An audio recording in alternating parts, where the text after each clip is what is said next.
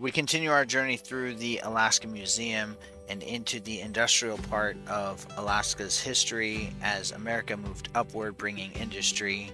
So let's check this all out. Of course, you can't have mining without logging. The rise and fall of big timber.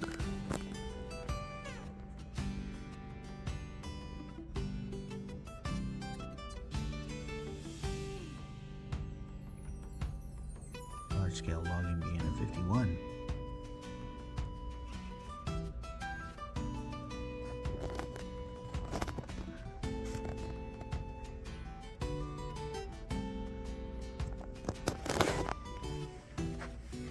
This section is 1867 to present. Hey, look at that pipeline.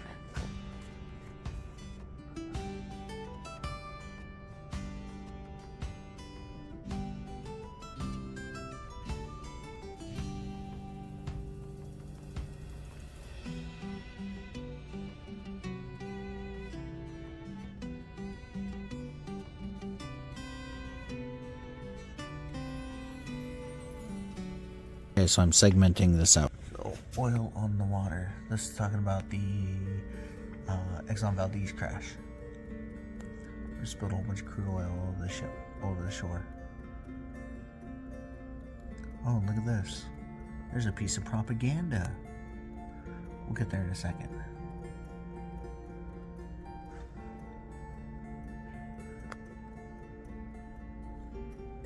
Oh, look. There's a piece of propaganda. We don't care. We don't have to care. We're Valdez. We're Exxon. Exxon. We're part of the problem. Look at that. Funny.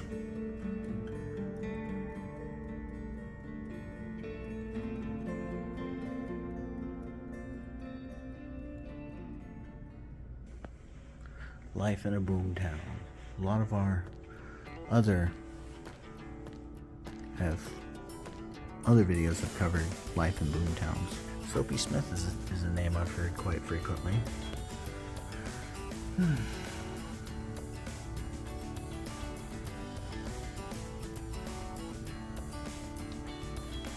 There's a board game. That's really cool. That is the Klondike game. It takes players from Seattle to the Goldfields via Chilkoot Trail, circa 1900. Parker Brothers, circa 1900. Getting at the gold, measuring the gold. Then the tourism.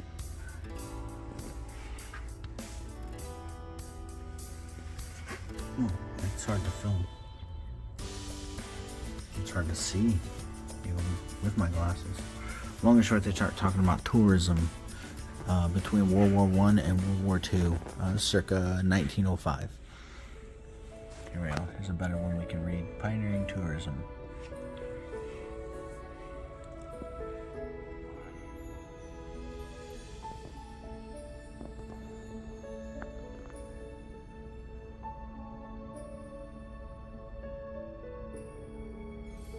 A first class ticket costs $52 or about $1,500 in today's economy.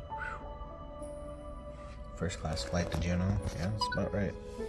Marking the mythic last frontier.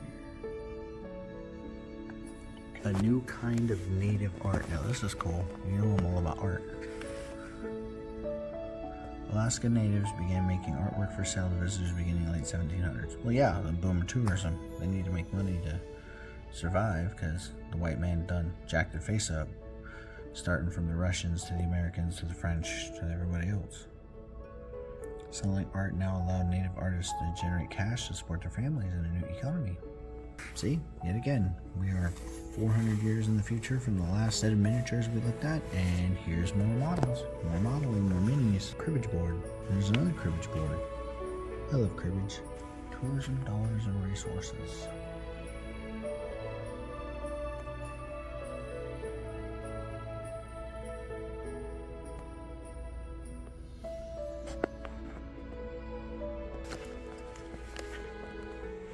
Seamanship services, well, the sailing, marine highway, forming of ferries.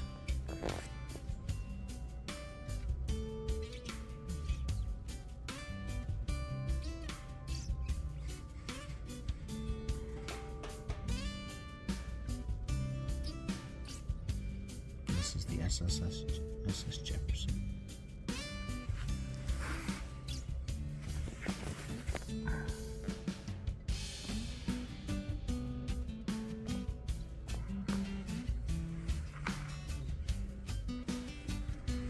And nowadays, we rate big ferries like that.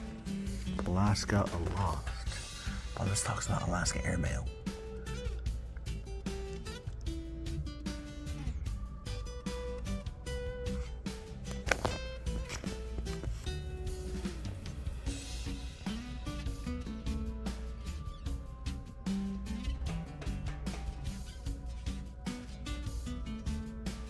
That's very cool. Bush pilots.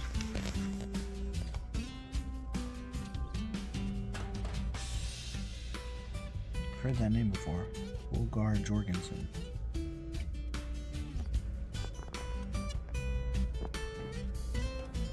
Cool. The first male airmail pouch. Can you imagine being the first dude to send a letter to somewhere new? Alright. Moving on. Alaskan transportation. Vast, isolated, rugged terrain. Extreme weather made traveling in Alaska difficult. Let's scroll through this here.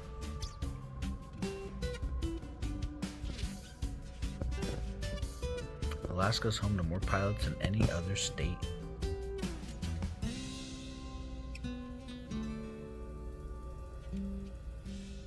Shipwrecks and hazards of the deep. Looks like the SS Princess sank, and the SS Islander. Because where there's a shipwreck, there's treasure. The Islander's Fast Lake 240-foot steel vessel.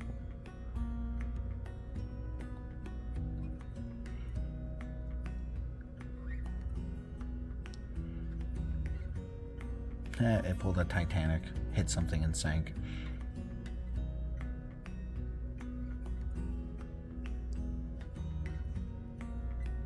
The ship sank bow first in 22 minutes.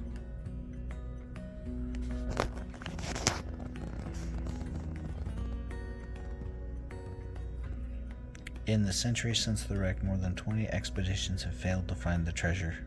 Can you imagine finding that treasure? That'd be nuts. What are we looking at here? Changing ways to keeping fish.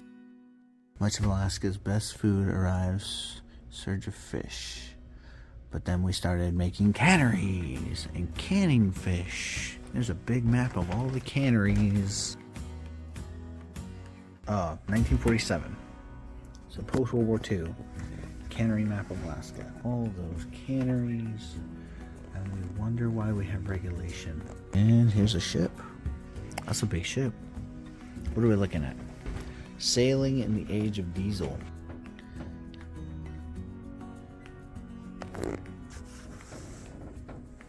Canning salmon far from home. Hey, we talked about this in our Seward video when we went to Soldotna and such.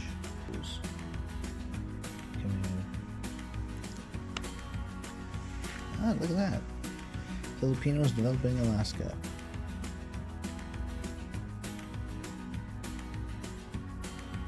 Filipinos called Manila men crew whaling ships. Very cool.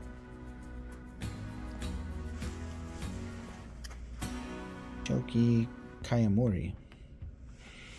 Community of Yakutat New Shoki, also Seikai or Foki Kayamori. This picture, man. There's a NOAA display. NOAA fisheries.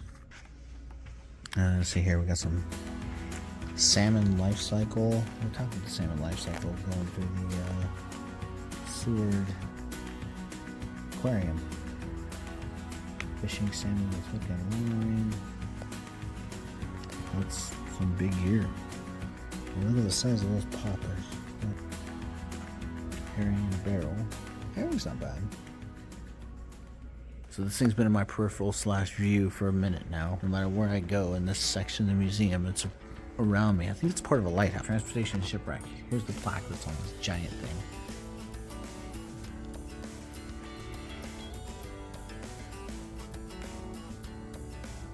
Congress paid attention to these huge losses. They actually paid attention back then. That's impressive.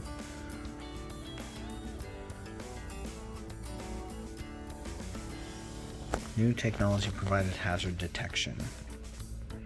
Cape Spencer Light Station. Cape Spencer Light Station was commissioned in 500,000 candle power light. That's a lot of lumens, man, dudes. That's a lot of lumens. One more shipwrecks. We got Princess Sophia. The SS Princess Sophia did a gold on. Oh, accident prone but grounded at 2 a.m. in 1918. Did not kill anyone. Huh. And then there's the Naval Service record. And the wreck of Princess Kathleen. Kathleen slammed into the rocks off Alina Point. Hey, I was just at Alina Point. That's why I came down here to work. AM in 52. Didn't hear the SOS, which was sent to the wrong frequency. Men on a fishing trip found them. Oh my goodness. The loss and rediscovery of the Aleutian. The Alaska Steamship Company advised the 360-foot steam Aleutian. 1929. And it's 150 tons. That's a lot of ore. 3 carloads of copper ore were lost until 2002 when Anchorage divers found it. And then let's see, what are we looking at here? This looks like it's part of the war effort, which I'll get to in a second. Yep, we're gonna hold off on that for now.